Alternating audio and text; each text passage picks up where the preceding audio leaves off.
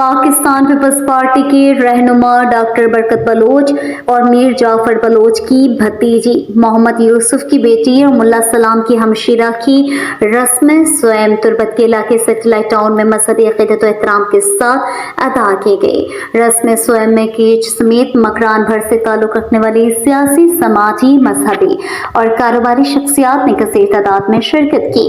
شرکاء میں معروف بزرگ شخصیت میر حاجی عبدالرسول بلوچ، چیئرمین ضلع کونسل کیچ میر عثمان بلوچ، سابق رکن قومی اسمبلی میر یعقوب امام بسنجو بھی شامل تھے۔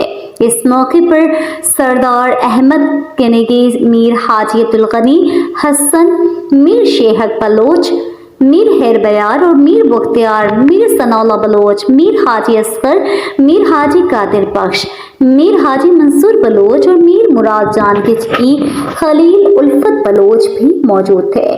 کاروباری شخصیت شاہد کچکی، میر حاجی مہم بلوچ، حاجی شریف سلیم بسنجو اور نصیر احمد کچکی سمیت ڈاکٹر آصف بلوچ اور ڈاکٹر اسکانی سمیت مختلف مکاتب فکر سے تعلق رکھنے والے افراد بھی مرحومہ کی اس سال ثواب کی دعائیہ تقریب میں موجود تھے۔